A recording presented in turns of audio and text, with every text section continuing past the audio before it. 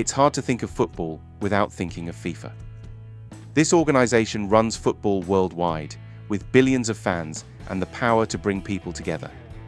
Every 4 years, they host the World Cup, the biggest and most watched sports event on Earth, showing off amazing talent and uniting nations.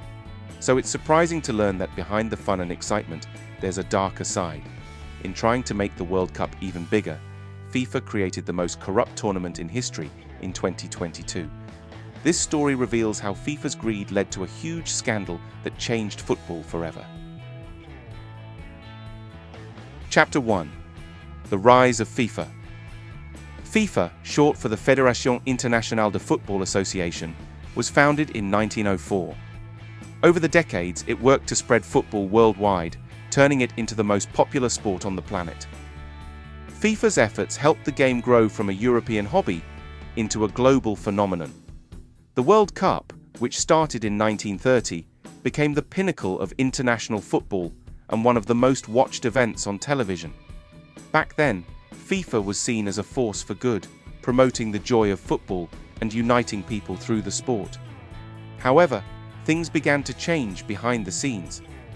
FIFA started getting involved with corrupt governments, using football as a tool for political gain. The first major instance of this was in 1978, when Argentina, under a military dictatorship led by General Jorge Rafael Videla, used the World Cup to make its government look good. Despite human rights abuses and political oppression in the country, FIFA allowed the tournament to go on. This event marked the start of FIFA's connection with corrupt regimes, but people still trusted FIFA because it helped football grow globally. Chapter 2. The Golden Era and the Fall. Joseph Blatter became the president of FIFA in 1998. Under his leadership, FIFA entered a golden era. Football was more popular than ever, and FIFA seemed unstoppable. Blatter made it look like he could do no wrong, but behind the scenes, corruption was taking root. Blatter and his allies used FIFA to make money for themselves. Rumors of bribery and corruption started to spread, but they were mostly ignored because FIFA still had a great reputation. This changed in 2006, when journalist Andrew Jennings published a book exposing FIFA's dirty secrets. The book revealed bribes, vote rigging, and other corrupt practices. In response, FIFA faced investigations, and Blatter came under scrutiny for paying back bribes. Yet, the corruption seemed to be swept under the rug, and FIFA carried on as if nothing had happened. The 2010 World Cup in South Africa was a huge success, and FIFA continued to grow in power. The event was a landmark moment, celebrated as the first World Cup held on African soil, bringing together nations and showcasing the continent's passion for football. Chapter 3. The Controversial World Cup Bids. The real turning point came when FIFA awarded the 2018 World Cup to Russia and the 2022 World Cup to Qatar. Russia was a controversial choice, but Qatar was even more shocking. Qatar had no football history, and its hot climate made it a poor choice for the World Cup. Whistleblowers soon revealed that FIFA officials had taken millions of dollars in bribes to vote for Qatar. This led to widespread outrage and calls to overturn the decision. However, the whistleblowers were pressured to retract their statements, and the controversy seemed to fade away.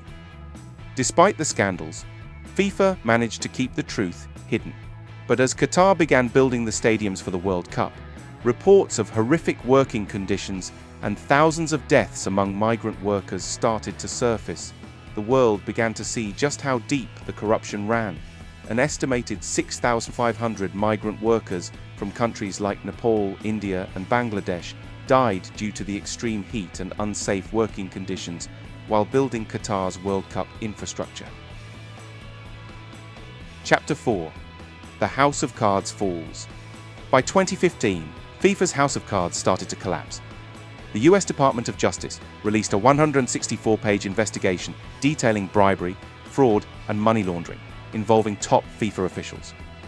Swiss police arrested several FIFA executives, including 2 former vice presidents. The arrests were part of a broader crackdown that exposed FIFA's deep-rooted corruption. The investigation revealed that FIFA executives had taken over $150 million in bribes over decades.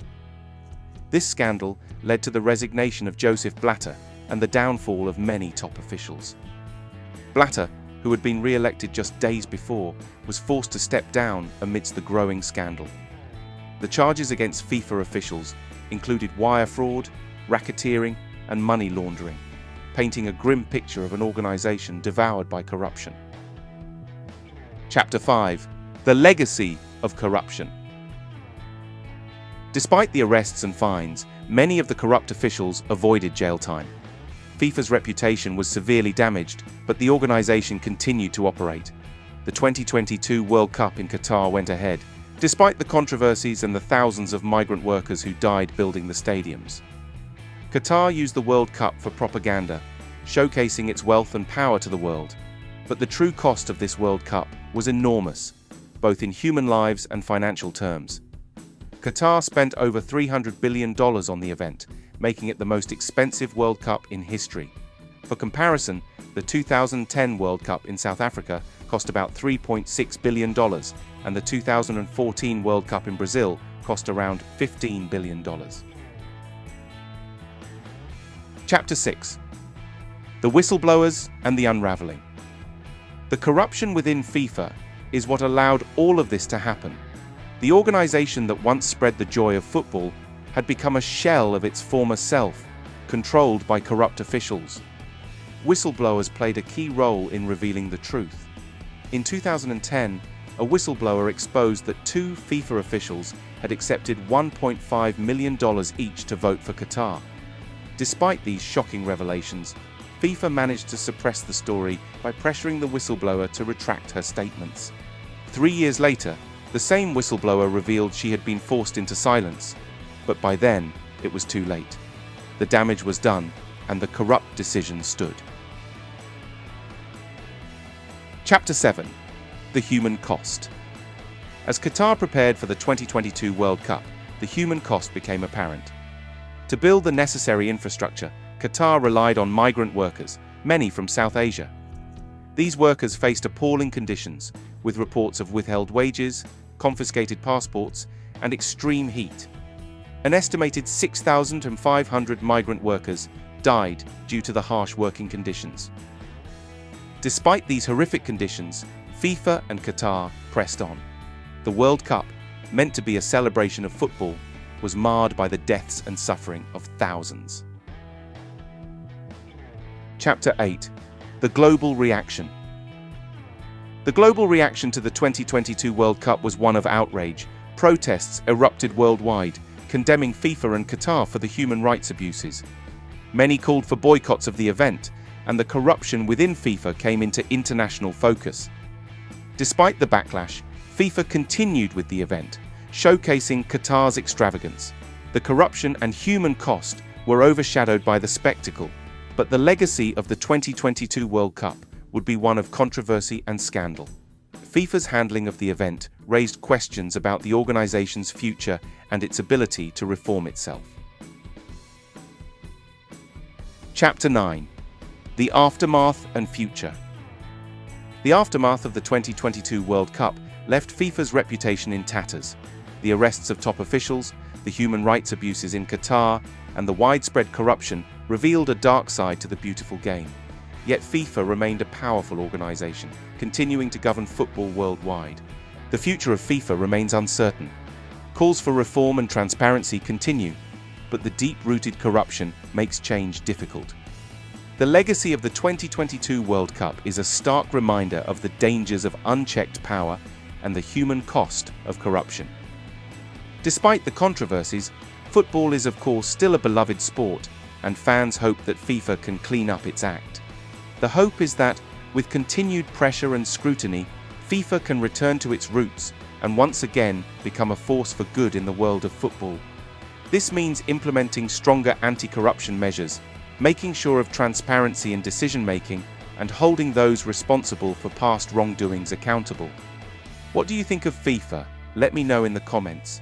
And if you found this video interesting, don't forget to like and subscribe for more like this.